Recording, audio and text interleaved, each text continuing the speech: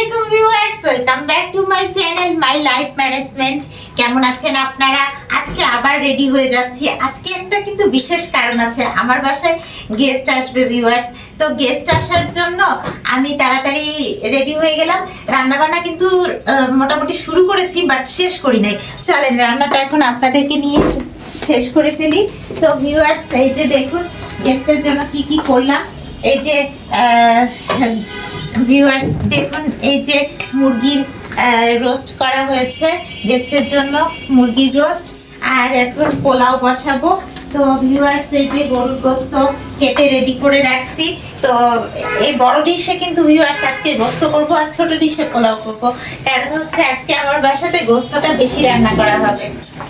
Viewers, মশলা বের করিনি, মশলা তো আজকে ইউজ লাগবে, বুঝতেই পারছেন। এই যে বের করে ফেললাম মশলা। চলে আসুন আমার রান্নাঘরে। শুকনো মশলা একটু গুটে নিচ্ছি ভিউয়ার্স। এই যে গোলমরিচ, এলাচ আর লবঙ্গ আমি গুটে নিলাম। এখন এর মধ্যে হচ্ছে সরিষার তেল দিয়ে দিব। এই যে ভিউয়ার্স, সরিষার তেল একটু বেশি করে দিই। এখন ভিউয়ার্স, এই যে পেঁয়াজ কুচি করে রাখছি, সবটুকু পেঁয়াজ কুচি দিয়ে দিলাম। আরো পেঁয়াজ কুচি লাগবে, আর এই কারণে আমি পেঁয়াজ কুচি আজকে বেশি করে রেখেছি ভিউয়ার্স। এই যে দেখুন, এখানেও আরো বেশ কিছু পেঁয়াজ কুচি, এগুলো আমি দিয়ে দিচ্ছি। তো দিয়ে দিলাম তেজপাতা আর দারচিনি, যা যা লাগে শুকনো মশলা দিয়ে দিলাম। শুকনো মশলাগুলো আমি যেগুলো গুটে রেখেছি সেগুলো দিয়ে দিলাম। ভিউয়ার্স, এদিকে তো ওয়াশিং মেশিনে কাপড় দিয়েছি।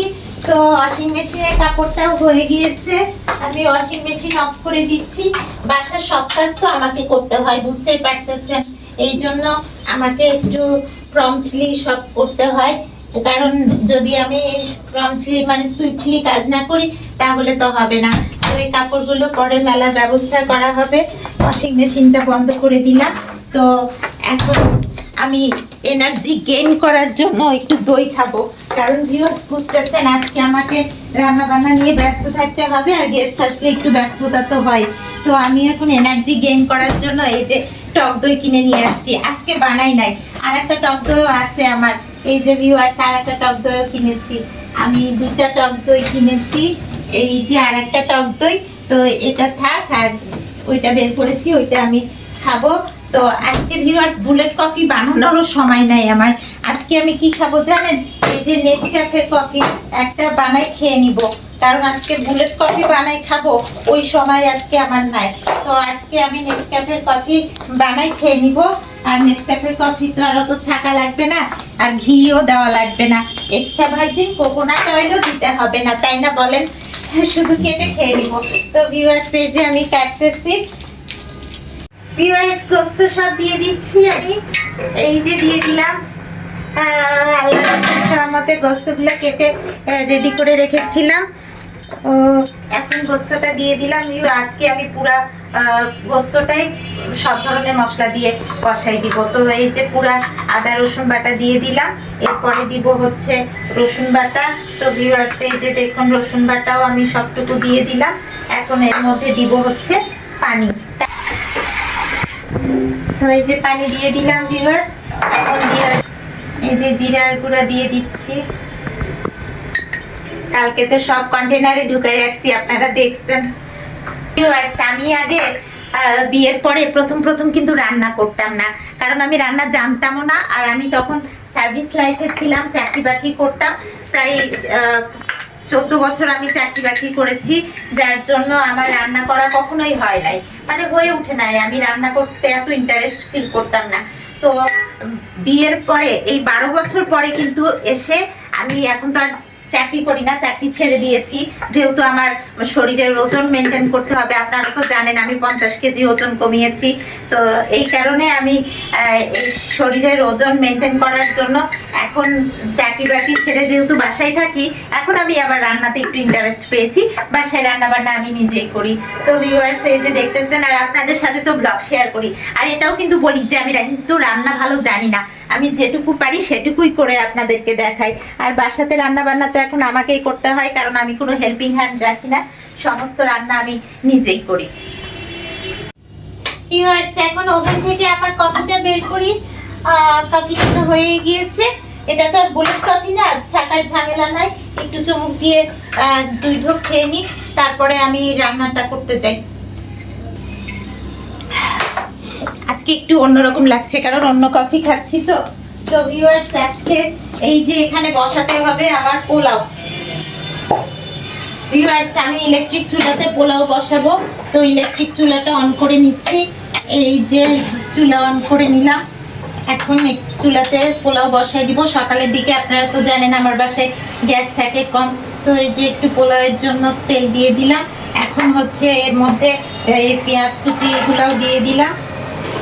পেঁয়াজ কুচিগুলো হতে চায়, তার মধ্যে এই যে শুকনো মশলা, দারচিনি, তারপরে যা যা লাগে তেজপাতা দিয়ে দিলাম।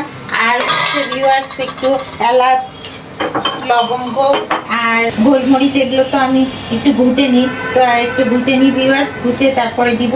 ঘুটে নিচ্ছি ভিউয়ার্স, এই যে দেখুন মশলা, আমি এগুলো সবসময় এভাবে ঘুটেই দিই।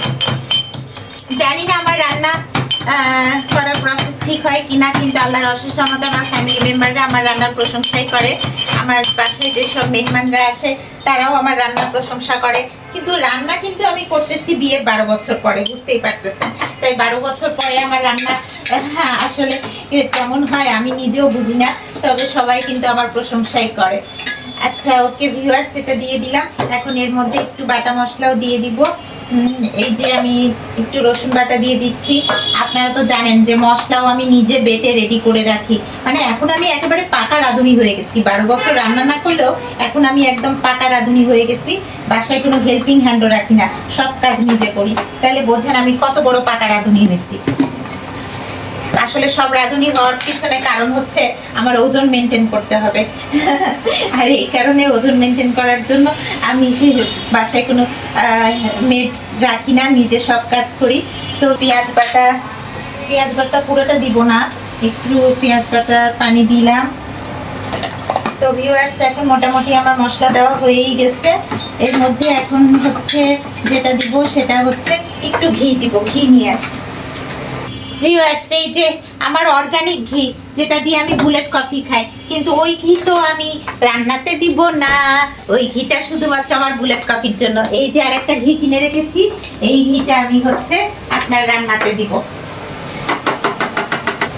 এই যে ভিউয়ার্স, ঘি দিয়ে দিলাম।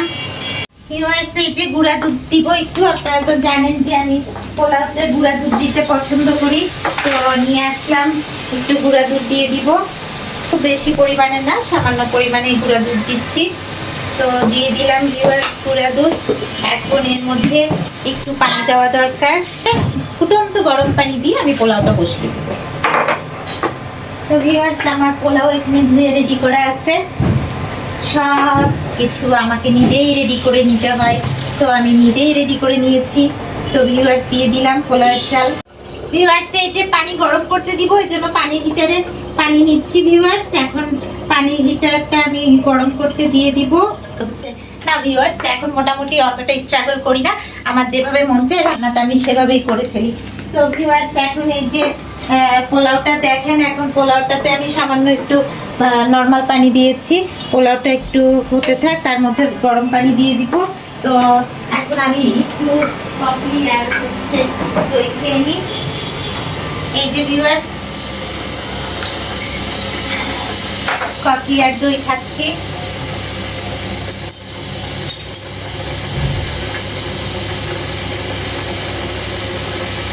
আজকে আর আমার বানানোর দই না, আজকে কেনা দই। গেস্টের জন্য কিন্তু আরেকটা মিষ্টি দই কিনে রাখছি, আর এই দইগুলো আমার। ভিউয়ার্স, কেমন লাগছে? বুঝতেই পারছেন যে রান্না বান্না নিয়ে ব্যস্ত আছি, আপনাদের সাথে কথা যে বলবো সেই সময়টাও পাচ্ছি না। এই যে ব্ল্যাক রাইস ভিউয়ার্স, জাস্ট 1-2 চামচ একটু মুখে দিব। ভিউয়ার্স, ব্ল্যাক রাইস আমি এই কারণে খাই যে এটা খেলে আপনার এনার্জি বাড়ে, মানে এটাতে তো কার্বোহাইড্রেট আছে। আমি তো সাদা ভাত খাই না, সাদা ভাতের বদলে আমি ব্ল্যাক রাইস খাই। তো ভিউয়ার্স, আজকে আমার এই তাড়াহুড়া আপনাদের কাছে কেমন লাগছে জানি না। তাড়াহুড়ো করে যেটুকু পারলাম আপনাদের সাথে রান্না শেয়ার করলাম। আর এখন আমি হচ্ছে এই যে দইটা খাবো আর চলে যাব রান্নাঘরে। তো এখন আমার পোলাও আর গরুর গোস্ত রান্না ফিনিশিং দিতে হবে, তা আপনাদের সাথে আর বেশি বকবক করবো না। তো ভিউয়ার্স, আজকে আমার এই ভিডিওটা আপনার ভালো লেগে থাকলে একটা ছোট লাইক করে দিবেন। আর এই আমার বড় ডিশে আজকে গোস্ত রান্না করতেছি। নিজেকে বড় রাঁধুনি মনে হচ্ছে, 12 বছর পরে এখন আমি বিশাল রাঁধুনি। ওকে ভিউয়ার্স, আবার দেখা হবে আপনাদের সাথে নেক্সট ফ্যামিলি ব্লগে। ততক্ষণ পর্যন্ত সবাই ভালো থাকবেন। ও হ্যাঁ, যারা আমার চ্যানেলটি এখনো সাবস্ক্রাইব করেনি, please subscribe my channel my life management. আবার দেখা হবে। আল্লাহ হাফেজ।